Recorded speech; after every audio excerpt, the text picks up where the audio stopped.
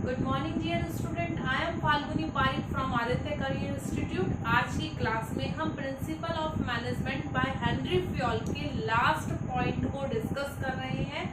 12, 13 and last 14 होगा और आज की क्लास में हम हेनरी फ्योल के प्रिंसिपल का एंड कर देंगे और नेक्स्ट क्लास में हम गुरु पीटर ऑफ डेकर ने जो टेक्निक्स दी थी प्रिंसिपल्स को लेकर उसके बारे में डिस्कस करेंगे।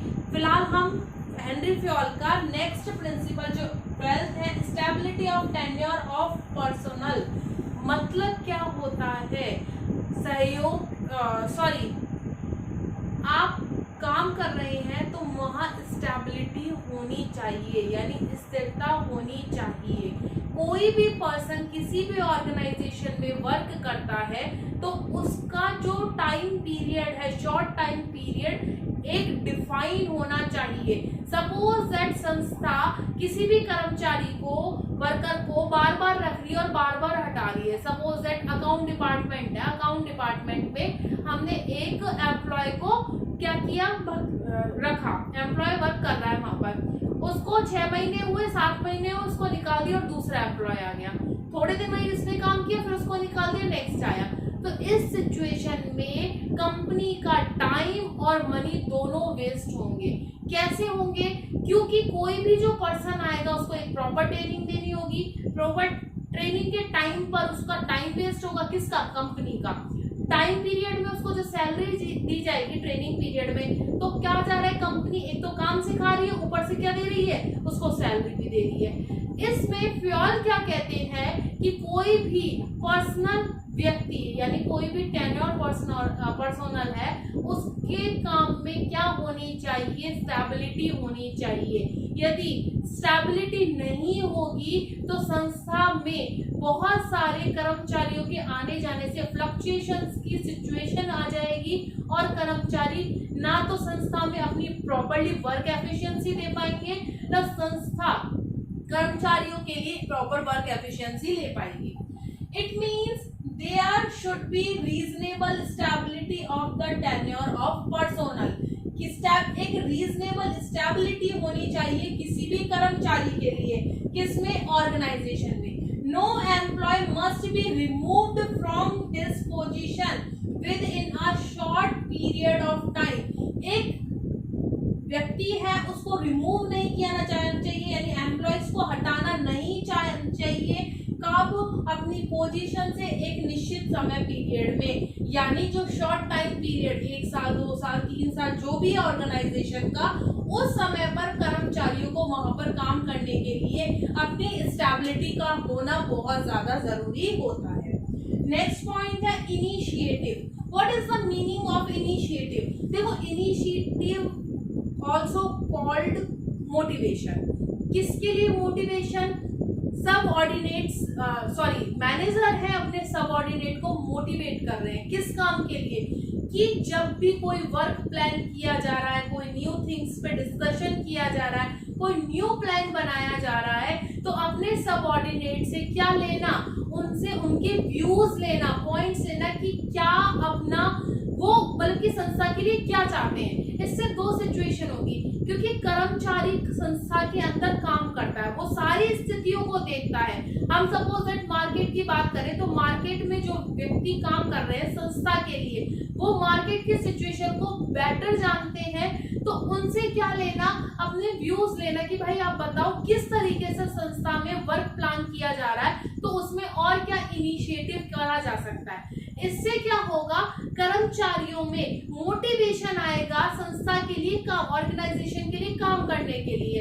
और यदि आपने एक पॉइंट पढ़ा था रेम्यूनरेशन में हमने 2 टॉपिक पॉइंट्स पढ़े थे, फाइनेंशियली और नॉन फाइनेंशियली। जब भी आप किसी भी एम्प्लॉयज को मोटिवेट कर रहे हो या इनिशिएट कर रहे हो, तो इन दैट कंडीशन में यदि आप फाइनेंशियली और नॉन फाइनेंशियली किसी भी तरीके से उसको मोटिवेट कर रहे हैं, तो वो संस्था के लिए और भी ज्यादा अपना डिवोशन दे पाएगा।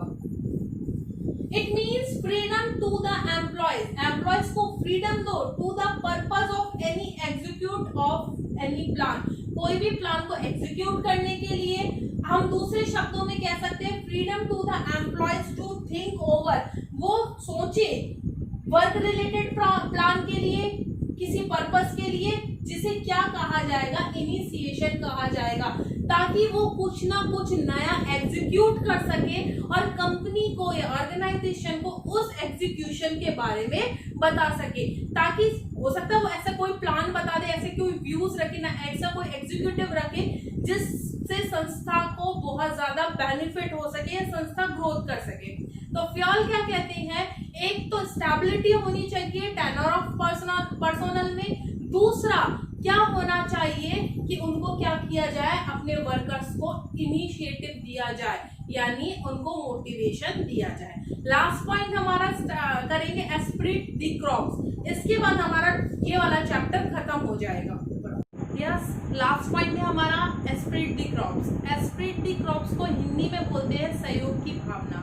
आपने एक पॉइंट पढ़ा था, subordinate personal interest to general interest. इसका मतलब क्या होता है, व्यक्तिगत हितों का त्याग करना है हमें सामूहिक हितों के लिए। जब हम व्यक्तिगत हितों का त्याग कर रहे हैं, किसके लिए, सामूहिक हितों के लिए, ऑर्गेनाइजेशन के लिए, तो उसी ऑर्गेनाइजेशन में जब भी काम किया जाता है तो एक टीम वर्क के रूप में काम किया जाता है।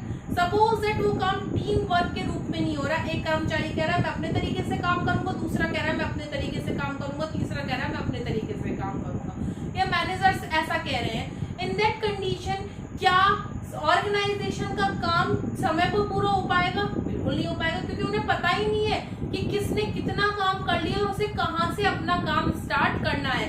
सपोज दैट प्रोडक्शन डिपार्टमेंट कहते हैं मुझे नहीं मतलब सेल्स डिपार्टमेंट से, मैं अपनी तरीके से प्रोडक्शन करूंगा।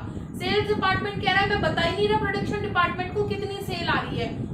सपोज दैट सेल ज्यादा आ रही है और प्रोडक्शन कम हो रहा हो, या सेल कम आ रही हो प्रोडक्शन ज्यादा आ रहा हो, तो इन दोनों कंडीशन में किसका लॉस होगा? ऑर्गेनाइजेशन का।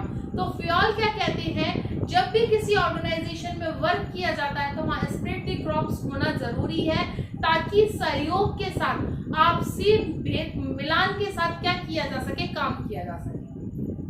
This principle based of unity of power, किस पे बेस्ड है? एकता की शक्ति पर बेस्ड है। जब तक यूनिटी ऑफ पावर नहीं है ऑर्गेनाइजेशन में, कोई भी इस चीज का क्या उठा सकता है, फायदा उठा सकता है।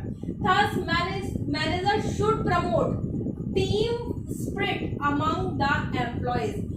किसको करनी है? मैनेजर को करनी है। क्या प्रमोट करनी है? टीम स्पिरिट, यानी एकता की भावना among the employees के बीच में, so that all employees should work as a team, ताकि जो employees है वो कैसे काम कर सके as a team। यानी मैंने जब मोटिवेशन बताया था, यानी इनिशिएटिव वाला टॉपिक पढ़ा था, लगभग उसी में ही हम मोटिवेट करेंगे किसको? एम्प्लॉयज को। एम्प्लॉयज को क्यों मोटिवेट करेंगे? ताकि वो एक साथ मिलकर काम करें। कैसे काम करें? ताकि काम समय पर पूरा किया जा सके। 14 प्रिंसिपल थे हेनरी फ्यूल के, हमने आज उनको खत्म कर दिया है। आगे की क्लास में हम पीटर एफ ड्रकर या फ्यूल के जो टेक्निक्स हैं उसके बारे में हम डिस्कस करेंगे, देख लेंगे बुक में से उसके अकॉर्डिंग, और उसके बाद नेक्स्ट चैप्टर को हम कंटिन्यू करेंगे।